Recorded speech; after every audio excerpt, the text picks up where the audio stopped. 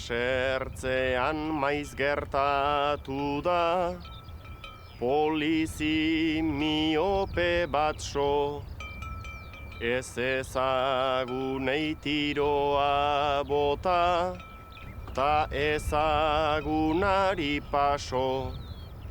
En passant par les frontières, il fallait payer tant par bête le passage. Et tandis qu'en passant par la montagne, c'était sans payer. Il ne fallait pas se faire prendre, c'est tout. Kontrabandoa bide egiten, joaten da pausoz pauso, baina ez bada legala edo. Les Pyrénées occupent le centre du Pays basque et le coupent en deux, formant la frontière entre la France et l'Espagne. Le point culminant des Pyrénées basques est le pic d'Ori, à 2017 mètres. Ici, en Pays basque, la chaîne pyrénéenne est plus calme et forme des plateaux herbeux et des sommets arrondis jusqu'à l'océan. Ce relief assez ouvert favorise les relations avec l'Espagne. Il suffit d'un peu d'organisation. Vers la frontière, ils mettaient un espion. Et puis, à moitié chemin, il y avait un autre espion. Et ils surveillaient les douaniers ou ceux qui se trouvaient les douaniers. Après, il fallait passer par un autre endroit. Les potiocs étaient obligés de dévier le sentier et passer par la montagne. Ils étaient capables pour ça. Les potiocs, ils connaissaient le sentier. Alors, même s'il y avait du brouillard, s'il faisait très nuit, il n'y avait qu'à les suivre. Et eux, ils connaissaient le passage. Il y avait des lampes de poche, mais on n'allumait jamais les lampes parce qu'ils auraient vu les douaniers. On se conduisait beaucoup par les pieds. C'était les pieds qui conduisaient. Une fois pris le sentier, les pieds, ils savaient tenir le sentier. C'était l'habitude, l'entraînement. On passait tout et n'importe quoi de l'autre côté de la frontière. Vous imaginez la configuration des lieux ici, hein, on a des montagnes de partout, ce sont des marcheurs, ce sont des Basques, ils sont secs, ils sont nerveux et ils sont habitués à arpenter ces montagnes mieux que quiconque. Donc ils savent très bien qu'ils vont échapper aux douaniers et aux gendarmes qui, eux, ne s'aventureront pas très très souvent dans les montagnes. Donc on a pris l'habitude de vivre comme ça. Oui, je crois qu'on peut le dire, le basque a un côté contrebandier de naissance. On dit souvent basque donc contrebandier, hein, forcément. Allez, 40. En fait, la contrebande pour le basque, qu'on dirait du nord, le basque français, l'affaire avant tout c'est le basque. Pourquoi il trouverait anormal d'aller faire du commerce avec ses amis, ses frères basques du sud? Il est tout à fait normal. Il y a un seul pays, traditionnellement, il y a un seul pays, le Pays basque. 3 provinces en Pays basque nord, c'est-à-dire en France, et 4 provinces côté espagnol. Donc c'est tout à fait naturel qu'on puisse faire du commerce. La contrebande ici au Pays basque, c'était une économie qu'on pourrait dire un petit peu légalisée, parce que c'était des échanges commerciaux qui se pratiquaient. Après tout, nous avons des règles administratives en France, il y en a d'autres en Espagne. Nos voisins se trouvent de l'autre côté de la montagne. Finalement, pourquoi on ne pourrait pas faire du commerce normal, du commerce légal, sauf qu'il y a ce fameux problème de taxes entre pays. Et je dirais même que la plupart de la contrebande qui a été pratiquée il y a une trentaine ou quarantaine d'années, c'était une contrebande de scène. Ici, dans le temps jadis, il y avait ce qu'on appelait le travail de nuit. Il y avait du transport d'alcool qui se faisait d'Espagne en France. Donc, des gens allaient chercher des ballots à un certain endroit et les transporter à un autre. Et donc, ils touchaient une pièce pour faire ce transport. Et ce travail-là, ici, on l'appelait le travail de nuit. On avait, si vous voulez, une espèce de passe-droit parce qu'on était frontalier. Mais on était régulièrement limité, contrôlé. Il y a par exemple des choses que les douaniers ne voulaient absolument pas que l'on transporte, que l'on ramène, c'était des apéritifs anisés, type Ricard ou Pastis 51. Ça, ils faisaient la chasse à ça. Donc, on les passait sur nous. Nos grands-mères passaient assises sur les bouteilles dans la voiture parce qu'elles disaient ben, ils vont quand même pas bouger une dame de 80 ans, donc des choses comme ça. Donc tout le monde faisait un peu ça, mais on transportait une bouteille à la fois. Alors ceux qui étaient plus organisés passaient par la montagne et transportaient 20, 30, 50 ou 100 bouteilles, selon comment ils étaient organisés. Dès qu'il faisait nuit, on partait, mais après les Espagnols, eux aussi, ils bataillaient des fois avec la police. Alors ils arrivaient plus tard, ils arrivaient pareil à 2 h du matin, à minuit souvent. Et après nous, si on ne pouvait pas continuer avec les chevaux, tout ça, jusqu'à Macaille, on se disait, il faut qu'on les cache quelque part.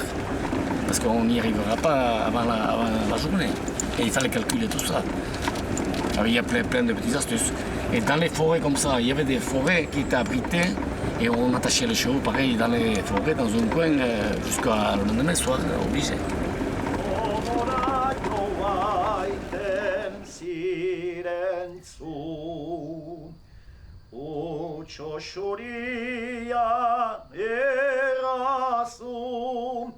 Nora joaiten zirentzu,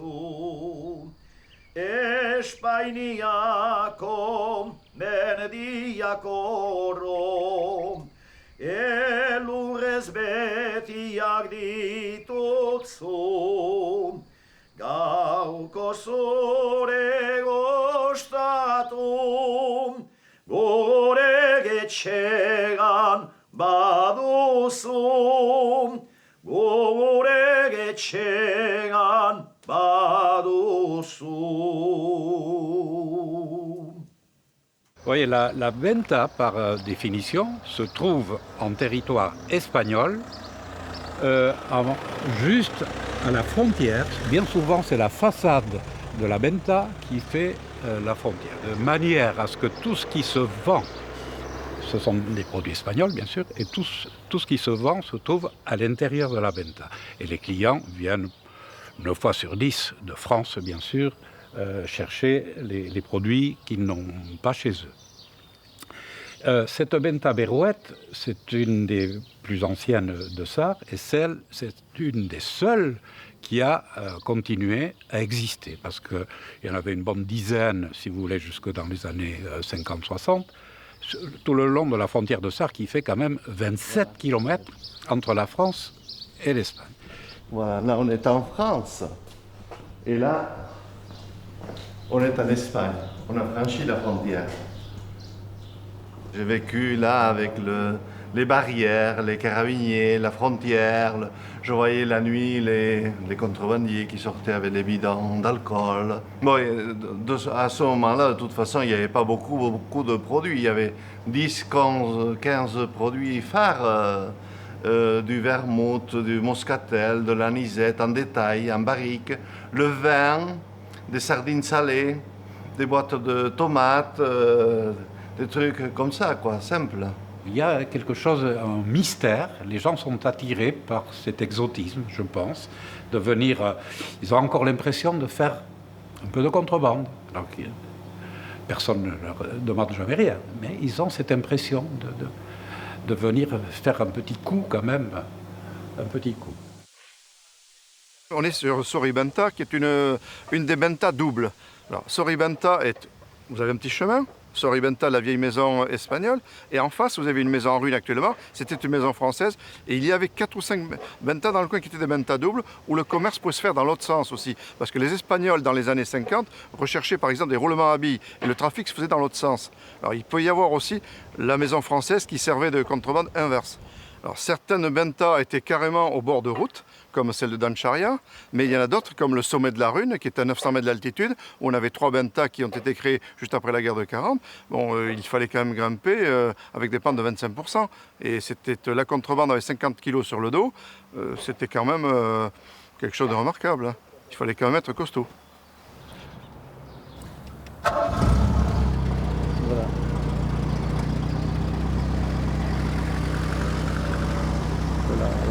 Là, elle est en position basse. Voilà. C'est une DS de 1970. Et bon, il a été utilisé pas mal dans l'époque des contrebandiers, quoi. parce que c'était une voiture qu'on pouvait bien sûr la charger et elle ne bougeait pas. Elle restait toujours à son niveau, au point de vue suspension. Dans ses ailes, la personne, c'était un Allemand, qui transportait du roulement à billes, mettait ce roulement à billes dans les ailes. Et il s'était fait attraper par le douanier parce qu'il avait l'habitude de passer à la frontière à Dancharya, qui est à une vingtaine de kilomètres d'ici. Et un jour, il est passé avec une hauteur de caisse qui n'était pas la hauteur habituelle. Et le chauffeur avait oublié de régler la voiture comme il fallait. Et le douanier, assez perspicace, l'a menacé d'ouvrir avec un burin et un marteau l'aile de sa voiture pour voir ce qu'il y avait dedans. Et il a été dans la voiture, il a appuyé sur un bouton qui était au tableau de bord et les ailes se sont ouvertes devant et derrière comme deux ailes de papillon. Et il y avait l'équivalent de 400 kg de roulement à billes. Mais à cette époque-là, le transport par roulement à billes, enfin, de roulement à billes se faisait par exemple aussi dans des portières, dans les portières de camions. Et certains chauffeurs de camions se sont fait attraper parce que le douanier, de manière très galante, allait ouvrir la porte et trouvait une porte qui était très très lourde et allait chercher un tournevis et le roulement tombait. Les 27 km de frontière de ça, il y avait une trentaine de douaniers. La douane qui se trouve à 1 km d'ici, il y avait toujours un planton, il y avait un douanier qui était là, qui montait la garde, qui barrait évidemment toute personne qui venait par là, à pied ou en voiture, se faisait arrêter, fouiller. Bon, quand on se faisait arrêter, moi le premier, quand j'étais tout gosse, d'abord on n'était jamais très fiers. C'est-à-dire, le douanier, il avait une formation, il voyait un petit peu la tête de la personne qui avait de la contrebande, souvent, quand elle rencontrait le douanier, changeait un petit peu de physionomie. Son visage pâlissait et le douanier n'était pas dupe. Mais on n'était jamais bien à l'aise quand on se faisait prendre par le douanier. On avait droit à une bouteille, toléré une bouteille d'alcool, quelques cigarettes et quelques boîtes de conserve. Bon, c'est ce qu'on ramenait. À partir de là, c'était de la contrebande. Il fallait passer de la consommation courante à la revente. La contrebande, selon les époques, ça peut être la contrebande des personnes, des armes ou des marchandises. Alors les personnes, c'est pendant les périodes de guerre. Ça peut être des passages pendant la guerre de 40. C'est pas de la contrebande, mais c'était contrôlé. Il y a eu aussi le passage des carlistes. Pendant les guerres carlistes, les guerres espagnoles entre 1830 et 1870, il y a eu énormément de mouvements de personnes. C'était des réfugiés espagnols qui passaient vers la France, qui quittaient, dès que les carlistes étaient battus, venaient se réfugier en France ou habitaient en France et intervenaient en Espagne. Le sens habituel de l'immigration est donc bien de l'Espagne vers la France. Pendant la première guerre carliste, un contrebandier célèbre, Ganiche de Macaille, contredit cette habitude en permettant à la princesse de Beira, en 1838, de traverser les Pyrénées dans l'autre sens afin de rejoindre son époux Don Carlos V, prétendant au trône d'Espagne. Ganiche, en tant que contrebandier, il se lève tôt, souvent 3 heures du matin, et profite de ce calme nocturne pour effectuer ses traversées. Il ne travaille pas seul. On sait qu'il est entouré. D'abord, c'est presque une affaire familiale, j'ai envie de dire. Ses frères sont contrebandiers avec lui. Sa femme va être complice ici. Elle vit ici à Orgambidea. Elle va, pendant la traversée d'ailleurs, accueillir le comte de Custine, le prince des Asturies. C'est une affaire familiale, la contrebande, chez Ganiche. Sa sœur également va lui servir de cache pour éviter les gendarmes et les douaniers. Donc on présume qu'il se levait vers 3 heures du matin et qu'il partait, passait de l'autre côté. Il avait un relais, on le sait. De l'autre côté de la frontière, il avait un ami qui avait une ferme dans les prés. Et Ganiche s'arrêtait souvent le matin. Il savait que le danger était derrière lui puisqu'il avait passé la frontière. Donc Ganiche se reposait quelques minutes et hop, il repartait dans l'autre sens. Mais il fallait toujours qu'à 9h, par exemple, il soit de retour ici pour donner le change. On ne dit pas qu'on est contrebandier. Donc, imaginons que les gendarmes viennent ici fouiller le matin, il fallait trouver Ganiche en train de traire ses vaches ou ses brebis qu'il a mené paître dans les champs. Ganiche menait la journée une existence tout à fait normale. Mais la nuit, c'était un autre homme qui se réveillait. Les douaniers, et notamment l'un d'eux, M. Saint-Blancard, étaient persuadés de pouvoir appréhender Ganiche. Ils ont monté une opération pour l'appréhender. Ganiche l'a appris. Au lieu de différer l'opération pour passer de l'autre côté, Ganiche s'est armé de ses plus nombreux amis et est allé affronter le douanier Saint-Blancard dans la montagne. Saint-Blancard a paniqué en voyant le nombre d'hommes qui lui faisaient face. Il n'avait pas Ganiche tout seul, mais il avait 300 hommes en face. Et s'est rué sur Ganiche et il a tiré dessus à bout portant. Tout le monde a cru que Ganiche était mort. Et ses amis contrebandiers se sont déchaînés, se sont jetés sur le douanier pour le tuer à leur tour. Et là, comme ressuscité, Ganiche a dit « Cet homme n'a fait que son devoir, et un homme qui fait son devoir ne doit pas mourir. Donc laissez-le en vie. » Et ce douanier en a été fortement impressionné. Il a raconté partout en redescendant à Macaille « Cet homme m'a sauvé la vie alors que j'avais tout fait pour ôter la sienne. » Ganiche, c'est un homme d'honneur, de bravoure, de courage. Il a investi toute sa fortune personnelle dans le combat carliste. C'est-à-dire, c'est un peu comme s'il misait sur un cheval. Il a misé sur la victoire de Don Carlos. Ça aura de l'importance par la suite, puisque c'est cette mise qui va lui être fatale un jour et qui fait que ce grand contrebandier va finir ruiné. C'est au nom de Don Carlos V que nous devons le terme de guerre carliste. Malgré le soutien du peuple basque, au jeu du pouvoir et de l'accession au trône, il fut malchanceux. L'armée ne l'ayant pas suivi dans cette guerre, les contrôles à la frontière se sont intensifiés, ce qui n'arrangea pas nos paisibles hommes d'affaires basques.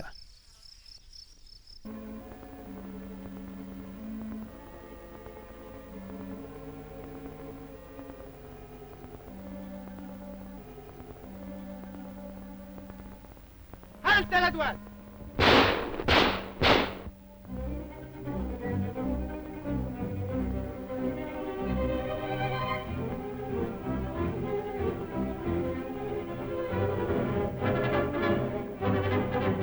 Depuis toujours, les douaniers ont arrêté des clandestins, parfois les passeurs, qui étaient ensuite remis à la gendarmerie ou à la police judiciaire. Voilà. Et un temps, il y a eu une importation massive de clandestins portugais. Voilà. En montagne, sur les sentiers de montagne au clair de lune, nous voyions déjà, des fois, une centaine d'individus avec un passeur devant, un passeur derrière. Et quand on n'osait pas trop les attaquer, parce que la contrebande venait toujours derrière. Ils les envoyaient en éclaireur. Et nous, c'est la contrebande qui nous intéressait, d'abord. Et puis, on n'osait pas trop les attaquer, parce que quand on les attaquait, ils se dispersaient dans la montagne. Et ils restaient là toute la nuit, sans manger, sans boire, transis de froid, tellement leur équipement était précaire. Un autre jour, là, il y avait une ferme, et de l'autre côté, il y avait une borde, ce qu'on appelle ici une borde. Tout l'étage était plein de clandestins qui venaient d'arriver. Et dans les quatre coins de la pièce, il y avait des monticules de conserve vides, surtout des sardines. Ce qui voulait dire que des milliers et des milliers de clandestins avaient transité par là.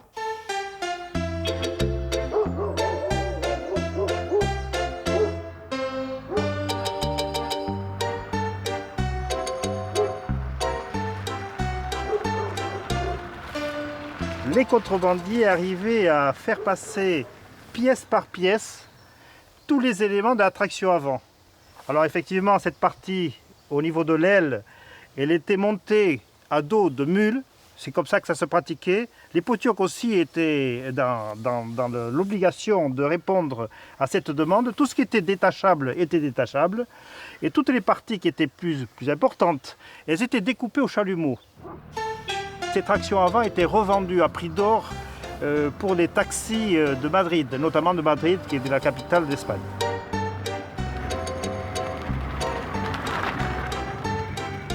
Il y a sur le plan local le poney basque qu'on appelle potioc. Alors il y en a de côté de la frontière, et notamment à l'approche des foires. On en importait en contrebande. C'est ainsi qu'une nuit, on a saisi 17, comme ça, qu'on conduisait à la foire.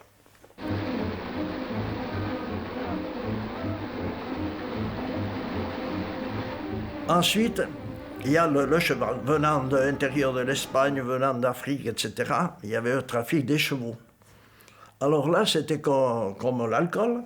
Les chevaux arrivaient en bétaillère jusqu'à un relais à proximité de la frontière, soit une ferme, soit une venta. Et là, les passeurs français venaient les chercher juste à la limite de la frontière. Ils avaient la même technique que les porteurs. Hein. S'il y avait 20 chevaux à passer, on faisait deux équipes de 10 pour ne pas perdre toute la marchandise. Et quand les douaniers les attaquaient, ils hurlaient, ils s'échappaient aussi en hurlant. Et les autres convois faisaient demi-tour. Mais là, comme ça laissait des traces de sabots, on arrivait, pas souvent, mais on arrivait des fois à les suivre à la lampe la nuit, parce que c'est la nuit, à les suivre et à rattraper un deuxième convoi. Ça arrivait.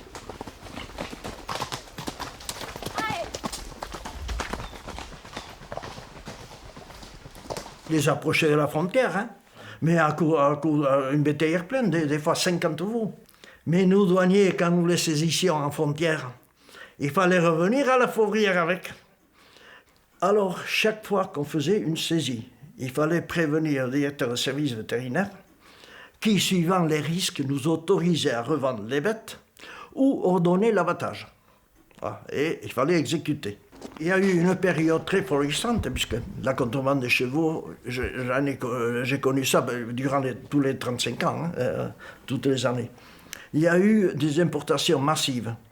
Alors, le directeur de service vétérinaire obtint l'autorisation d'instaurer la carte d'identité des équidés. Alors, nous avons fait des stages dans les haras, à Pau, à Tarbes, etc. Et nous étions désormais en mesure d'identifier les bêtes et de déceler les trafics. Identification par la taille au garrot, la couleur baie, gris alezan, etc., le chanfrein, les épis, etc. Voilà. Alors, là, il y avait trop de risques, la fraude s'est arrêtée. Malheureusement, comme souvent en pareil cas, il y a eu diverses interventions. Et dès l'année d'après, on a supprimé la carte d'identité, autorisant la reprise des transactions irrégulières. C'est au cœur même du pouvoir français qu'il faut certainement chercher la responsabilité. Bien que désavouant la contrebande, celle-ci arrangeait bien l'économie locale, tant pour l'écoulement des surplus français que pour l'enrichissement probable de la bourgeoisie locale. Je pense que la pratique contrebande-douane, c'était presque une institution, puisqu'il faut savoir que la plupart de ces acteurs-là devenaient des acteurs économiques. Sans trop se rendre compte, les douaniers, en fait, c'était des copains de classe de certains contrebandiers.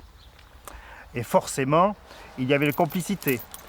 Et chaque fois qu'il y avait des gros coups, de gros passages, il y a eu même, on le pense, des compromis. Quand les contrebandiers se retrouvaient face aux douaniers, il fallait trouver une conciliation et certains douaniers repartaient avec quelques produits. C'était aussi une règle du jeu. En toute honnêteté, il ne faut pas prendre des douaniers pour des andouilles, je pense. Ils savaient très bien ce qui se passait, mais ils devaient de temps en temps marquer quelques coups. Alors bon, ils se connaissaient, les douaniers et les contrebandiers se connaissaient très bien. Moi, je pense qu'ils étaient quand même très laxistes. Ils étaient laxistes ? Oui, parce qu'ils connaissaient parfaitement leurs voisins, ils savaient très bien ce qui passait. Mais de temps en temps, ils leur demandaient de se mettre un petit peu en veilleuse. À Sarre, les relations étaient très très bonnes. C'est spécial, ça. Hein. C'était la mère de la contrebande, et spécial. Ils nous félicitaient parce qu'on avait réussi à déjouer leur espionnage. L'entente était très bonne, très bonne. Bon, c'est pas pour rien qu'on a appelé Sarre la Mecque de la contrebande. Et Sarre, bien sûr, il y a des contrebandiers, on pourrait dire professionnels, qui se sont enrichis en faisant de la contrebande. Bon, mais pour certains, c'est normal. Quand on vit le long de la frontière, pour certains, la contrebande, c'est une activité.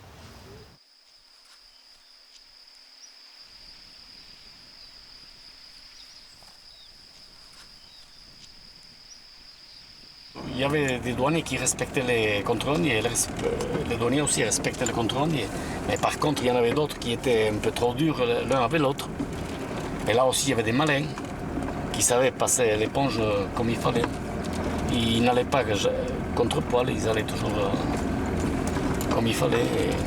pareil, il leur payait un coup à boire aux douaniers et tout ça. Et après, le douanier, pareil, il savait que lui, il passait par là et il n'aurait pas cherché à le conseiller. Et il y avait des trucs comme ça aussi. Après, il y a eu qui étaient assez forts, qui ont acheté même la douane. Le chef de douane, il achetait.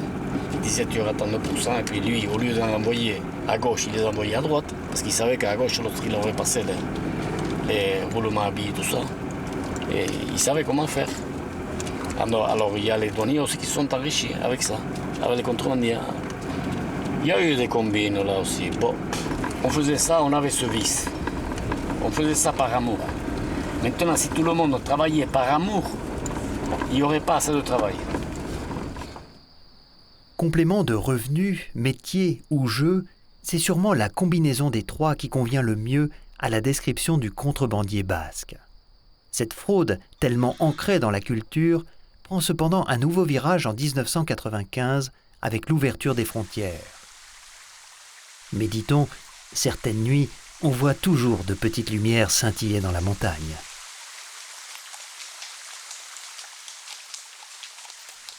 Benedict.